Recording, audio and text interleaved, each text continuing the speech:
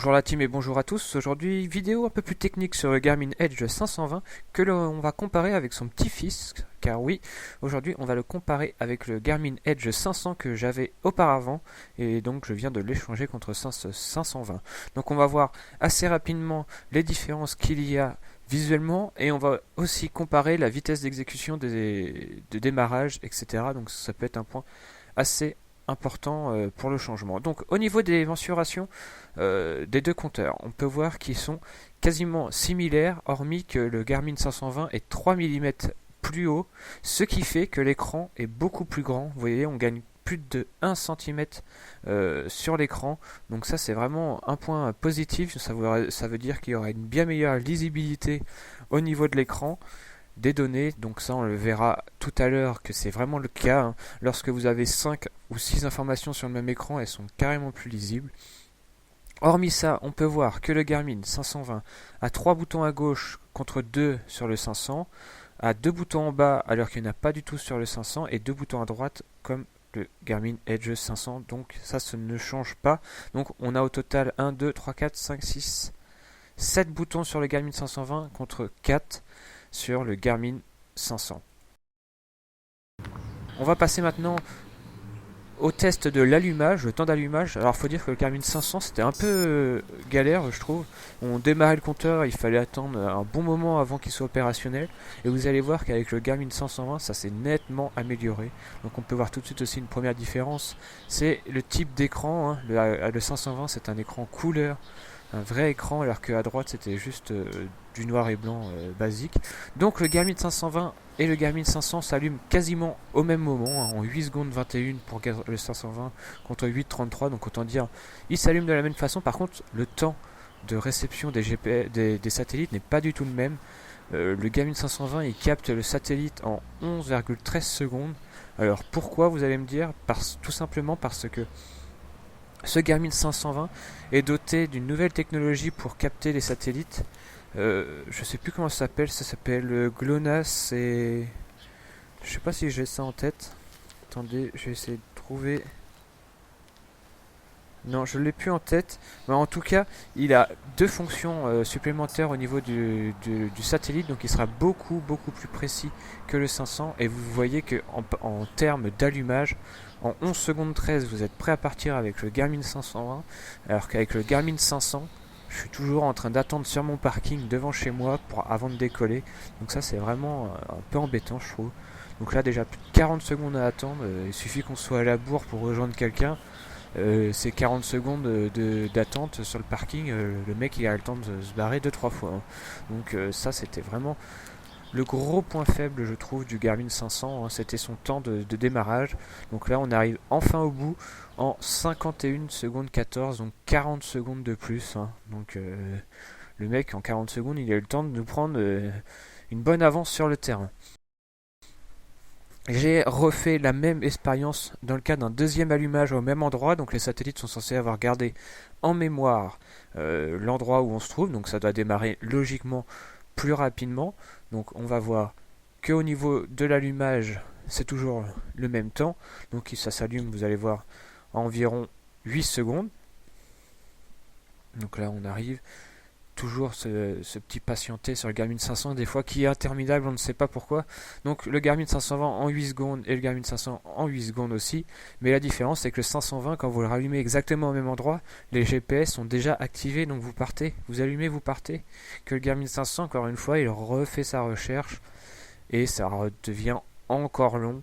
Alors est-ce que ça va durer aussi longtemps que le premier allumage? Je ne pense pas, logiquement non. Donc on va vérifier ça tout de suite. Et non, en effet, le Garmin 500 là n'a mis que 21 secondes contre plus de 51 tout à l'heure. Au niveau des temps d'extinction, enfin d'arrêt du GPS, même si on s'en fiche un peu, on peut aussi constater une amélioration. Un Garmin 520 se déconnecte en 1,32 contre un peu plus de 4 secondes pour le 500 pour un arrêt total. Au niveau des menus de mise en route, la grosse différence aussi, donc comme dans le Garmin 500, on a l'option d'avoir plusieurs tableaux personnalisables. Pour le coup, vous pouvez remarquer directement la lisibilité qui est bien meilleure sur le 520 que sur le 500, L'écran est vraiment plus grand, ça se voit. Et le petit plus sur le Garmin 520, c'est que même si vous n'avez pas un parcours en route, vous avez accès à la carte. Donc vous pouvez voir assez rapidement où vous êtes sur cette carte, même s'il n'y a pas les routes, mais au moins vous pouvez vous repérer. De la même façon, vous avez accès à votre courbe de dénivelé, donc vous savez si vous êtes sur une pente montante ou descendante, à tout moment vous pouvez voir le dénivelé que vous avez fait durant votre sortie en cours et non un parcours préenregistré. Et de la même façon, le Garmin 520 est beaucoup plus complet sur l'analyse de votre sortie, même sur le compteur, même si en général on analyse notre sortie ensuite sur le site Garmin Connect ou sur le site Strava. Et bien, lorsque l'on va dans les menus et qu'on sélectionne une activité que l'on a effectuée, le Garmin 500 ne donnait que les informations basiques, la vitesse moyenne, l'ascension totale, le dénivelé, les temps de circuit ou autre, alors qu'avec le Garmin 520, vous allez aller beaucoup plus loin, vous allez pouvoir revoir la carte, les différents circuits, la courbe d'altitude, les temps dans les zones de fréquence cardiaque, donc ça c'est vraiment pas mal, vous allez savoir combien de temps vous avez passé dans vos FC différentes. Enfin bref, c'est beaucoup plus complet.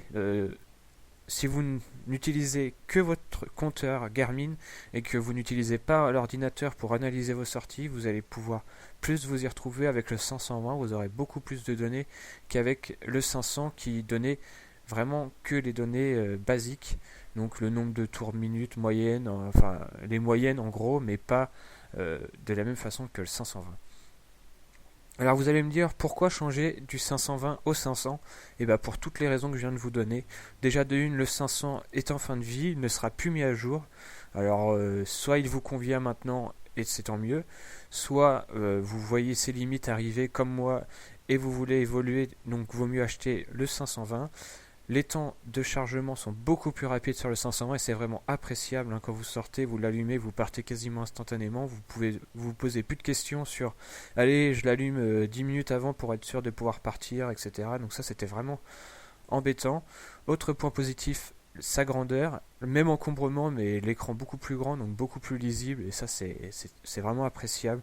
Le Bluetooth en plus pour recevoir vos notifications en direct sur votre compteur, c'est vraiment appréciable aussi. Enfin bref, on peut pas vraiment les comparer, c'est plus vraiment les mêmes compteurs, car il y a vraiment une grosse évolution entre les deux. Il faut savoir qu'il y a eu le 510 entre temps, mais c'est vraiment des améliorations appréciables. Je vous conseille d'aller voir en magasin à quoi il ressemble. En plus, au niveau du look, il est vraiment beau. Donc n'hésitez pas à passer le pas de changer de compteur, même si ça a un coût. Ce nouveau compteur est quand même assez cher pour le moment. Peut-être qu'il y aura des futures offres à l'avenir, donc surveillez ça.